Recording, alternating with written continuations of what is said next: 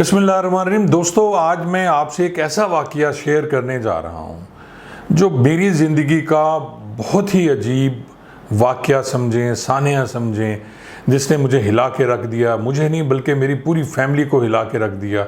और वो दिन जो मैंने उस सानिया की वजह से जेल में गुजारे, हवालात में गुजारे, उन्होंने मुझे बिल्कुल बदल के रख दिया। और उससे मुझे ये एहसास ज़रूर हुआ कि किसी बेगुनाह इंसान की फ़ीलिंग क्या होती है। अब मैं आपको वाक़या सुनाता हूँ।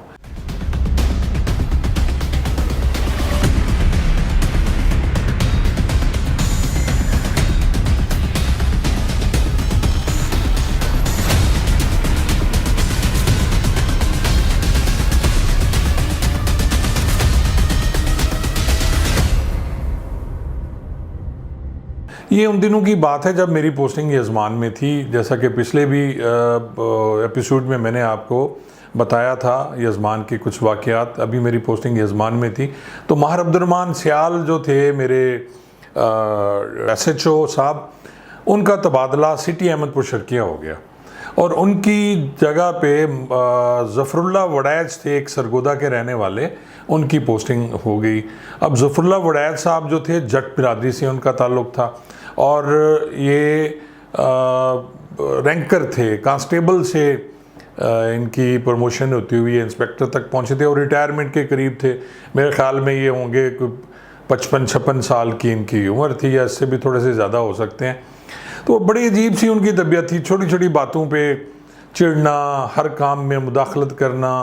और उनका स्टाइल एक मखसूस स्टाइल था सिगरेट पीने का, और वो सिगरेट पीते और बैठ के सारा दिन उनका काम सिर्फ लड़ना झगड़ना होता था अपने मातातों से। और हम लोग बड़े तंग आ गए थे जो थाने के मुलाजिम थे, क्योंकि हम लोग आदी थे माहिर अब्दुर्रहमान सियाल की नफीस तबीयत के। वो किस तरह आपसे प्यार से बात करते थे, वो आपको खान साहब कह के बुलाते थे, वो किसी को चौधरी साहब कह के बुलाते थे। लेकिन इनके आने से वो बड़ा अजीब सा माहौल हो गया। अब मैं आपको यजमान की हिस्ट्री भी थोड़ी सी सुना देता हूँ। यजमान की हिस्ट्री इस तरह है कि वहाँ जट और अराई बिरादरी का बहुत ज़्यादा इख्तलाफात हैं।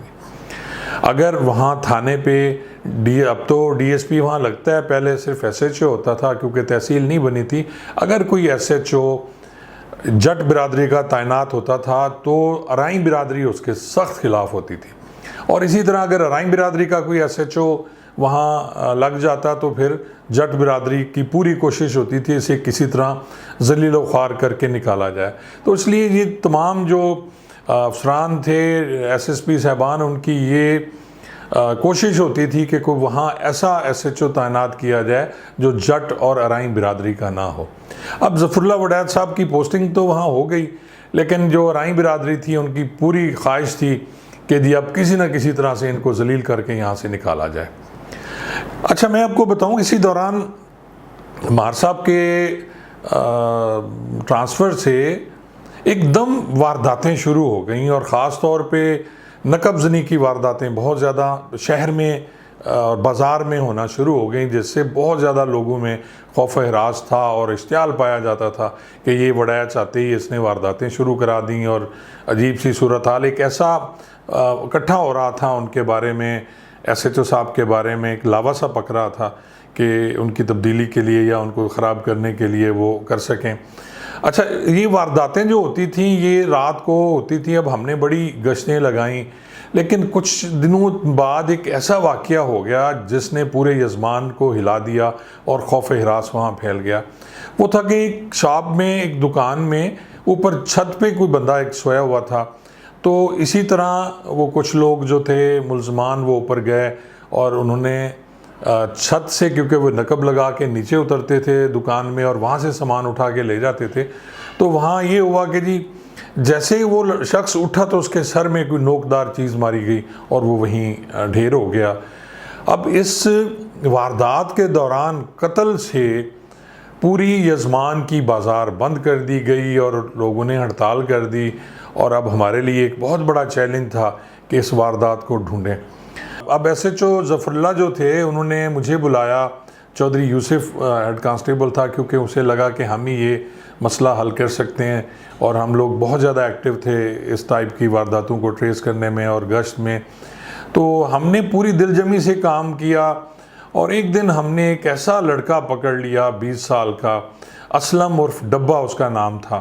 तो उसको हम पकड़ के थाने पे ले आए। तो उसके साथ 3 लड़के और भी थे, और जिनके बारे में पूरा यकीन था हमें कि ये इस तरह की वारदातें करते हैं।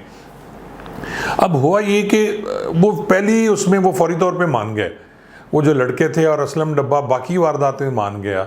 अब हमने उससे ये गुलवाना था कि ये नकबजनी की वारदातें जो 8-10 हुई हैं वो तो वो मान गया, उसका सामान भी वो रिकवर कराने को तैयार था, लेकिन जो असल वारदात थी जिसमें उस शख्स का कत्ल हुआ था वो किसी सूरत में मानने को तैयार नहीं था। अब मुझे याद है ये अक्टूबर का महीना था 1984, और सर्दी हल्की हल्की रात को हुआ करती थी। तो अब उसे इंटेरोगेशन के लिए चौधरी यूसुफ और वो फ़कीर मोहम्मद एक कांस्टेबल था, इसी तरह 1-2 और कांस्टेबल जो बड़े क्लोज थे, उसे लेके मेरा कमरा जो एक कोने में था थाने के, वहाँ ले आया। अब वहाँ उससे हम लोग इंटेरोगेशन कर रहे थे कि वो किसी तरह ये मान जाए कि जी ये जो कत्ल हुआ था उस दुकान पे वो किसने किया था। अच्छा, जो तफ्तीश उससे हम कर रहे थे, 3rd डिग्री भी हमने उसके साथ की, और उसके चेहरे से हमें, असलम डब्बे के चेहरे से महसूस होता था कि जैसे उसकी कुछ यहाँ फंसी हुई है, वो सच बताना चाह रहा है लेकिन इस खौफ से नहीं बता रहा कि क्योंकि 302 था और उसमें एक बंदा कत्ल हुआ था वारदात के दौरान, तो इस पे वो उसकी पूरी कोशिश थी वो किसी तरह ये ना बताए। अच्छा, यहाँ मैं आपको एक बात बताना भूल गया कि ये जो शबीर चीमा इसका चचा था वो पीपल्स पार्टी के दौर में MP रह चुका था, और इस लिहाज से ये सियासी तौर पे भी स्ट्रांग थे, और ये जो जजमान के साथ ही इनका घर था, और वहाँ इन्होंने एक मुर्गियों का पोल्ट्री फार्म भी बनाया हुआ था। हम लोगों ने वहाँ रिकवरी की भी कोशिश की लेकिन हमें कोई ऐसा सामान नहीं मिला। तो अब इसको इंटेरोगेशन करते हुए चौधरी यूसुफ ने 2 थप्पड़ मारे तो ये गिर के बेहोश हो गया, असलम उर्फ डब्बा। अब हम लोग सारे परेशान हो गए कि जी पता नहीं क्या होगा, इसने मकर किया हुआ था और लगता था कि सांस भी उसने अपनी बंद की हुई है। अब सारे खौफजदा हो गए हम, मेरे लिए भी ये बिल्कुल नई बात थी। यूसुफ भी हेड कांस्टेबल था, इतना एक्सपीरियंस नहीं था, तो एकदम हम लोग घबरा गए। अब इस दौरान जो SHO साहब थे वो थाने पे मौजूद ना थे, तो मैंने फौरी तौर पे, मुझे याद था क्योंकि हॉस्पिटल में डॉक्टर आफाक वहाँ जो होते थे और जिनका घर मार अब्दुर्रहमान साहब SHO ने लिया हुआ था, तो मैंने उस फ़कीर मोहम्मद कांस्टेबल को कहा कि फ़ौरी तौर पे जाए और उसको डॉक्टर आफाक को बुला के लाए। अब थोड़ी देर बाद डॉक्टर आफाक आ गया, लेकिन असलम उर्फ डब्बा उसी तरह बेहोश पड़ा रहा, और उस पर हमने काफ़ी कोशिश की, उसका नाक बंद किया, उसके मुंह पे पानी डाला, लेकिन वो बदस्तूर बेहोश था। अब जैसे ही डॉक्टर आफाक आया तो उसने उसको चेक किया, उसकी हार्ट बीट देखी, उसकी नब्ज़ देखी, तो उसने हमें हौसला दिया, कहता है जी ये बिल्कुल ठीक है, इसने मकर किया हुआ है, मैं अभी आपको तमाशा दिखाता हूँ। तो उसके साथ जो डिस्पेंसर आया था उसको उसने कहा कि जाके वो अमोनियम बाइकार्ब एक वो होता है उसका वो डिब्बा लेके आया जिसमें सफ़ेद रंग का वो पाउडर था, तो वो लेके आ गया थोड़ी देर में। तो उसने इसको हिलाया, हिला के उसने असलम उर्फ डब्बे के नाक के साथ लगा दिया। अब मेरे ख्याल में आधा मिनट भी असलम सांस नहीं रोक सका और एकदम उठ के बैठ गया, और डॉक्टर भी हंसने लगा, हम भी हंसने लगे। उसने कहा देखें खान साहब ये इसका इलाज था और ये बहाना कर रहा है, इससे ऐसा कुछ नहीं है, आप तसल्ली रखें। अब हम लोग भी थक चुके थे सारे। ये अक्टूबर 1984 का वाक़या है और 6 मुहर्रम तारीख़ थी। मैंने SHO से अपने घर जाने के लिए, अहमदपुर शर्किया जाने के लिए इजाज़त मांगी और अपने 125 मोटरसाइकिल पे मैं अहमदपुर शर्किया की तरफ रवाना हो गया। चौधरी यूसुफ को कहा, मैंने कहा आप इस लड़के से इंटेरोगेशन करते रहो, हो सकता है हमें एक वो जो कत्ल हुआ है वो मिल जाए, और ये बड़ी हमारे लिए फ़ख्र की बात होती और बहुत बड़ी कामयाबी थी अगर हम वो कत्ल ट्रेस कर लेते और इस्लाम उर्फ डब्बा कत्ल मान जाता, तो फिर ये होना था कि ये ज़मान में कम से कम हमारा होल्ड भी हो जाना था, और SHO जो हमारा था ज़फ़र वड़ैच साहब जो थे उनका भी, उन्हें कुछ और मौका मिल जाता ये ज़मान में रहने के लिए। मैं घर चला गया। अगले दिन दोपहर को मेरे ख्याल 3-4 बजे मैं वापस थाने पे पहुंच गया। तो जब मैं थाने पे आया तो बड़ी अजीब से हालात थे थाने के, और कुछ लोग थाने के गेट पे इकट्ठे भी थे। ये मैं आपको बात करूं कि थाने की बिल्डिंग जो थी वो सरकारी थाना नहीं था, बल्कि ये रेलवे के क्वार्टर्स थे जिनमें थाना बनाया गया था, और उसकी छोटी छोटी दीवारें थी, कोई दीवारें भी बड़ी नहीं थी।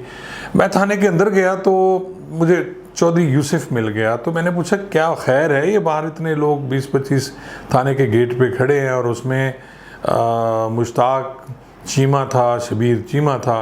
मुश्ताक चीमा असलम डब्बे का वालिद था और शबीर चीमा उसका चचा था।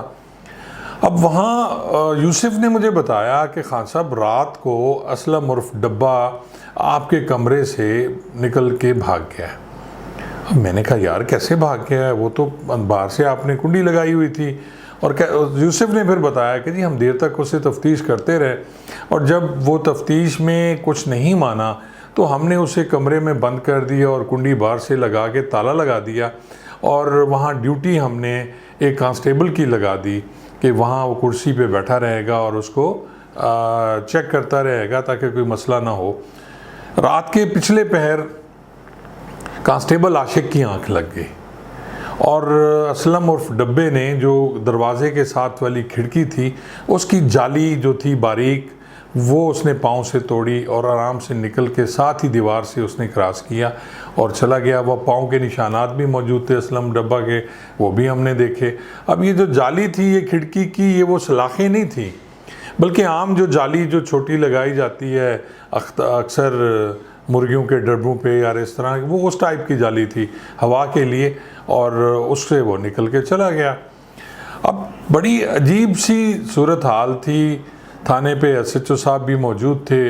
इस दौरान शबीर चीमा और मुश्ताक चीमा बज़िद थे कि हमारा लड़का हमें दिया जाए, वो कहाँ गया।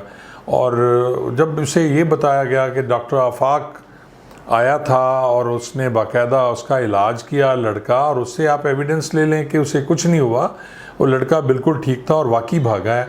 जब डॉक्टर आफाक को बुलाया गया तो डॉक्टर आफाक इस बात से बिल्कुल मुकर गया कि जी मैं आया और मैंने उसे वो अमोनियम बाइकार्ब सिंघाया था, और मैंने उसे वो दवाई सिंघाई थी जिससे वो होश में आ गया। तो उसके मुकरने से ये हुआ कि एकदम तमाम लोगों में एक शक व शुबात पैदा हो गए, और वो लोग, और इससे तमाम लोग मशकूक हो गए, और उन्होंने कहा कि नहीं जी हमारा लड़का जो है वो तो आपने मार दिया है, या आप लड़का दें आप हमें। और इस दौरान वहाँ एक थे जी चौधरी इकबाल अराई अलमारूफ शेर यज़मान, वो और ज़फ़र इकबाल अवान थे उन दिनों बड़े स्टूडेंट लीडर, जो कुछ पुलिस में भी ASI भर्ती हुए थे ये 81-82 में, लेकिन फिर वो रह गए थे।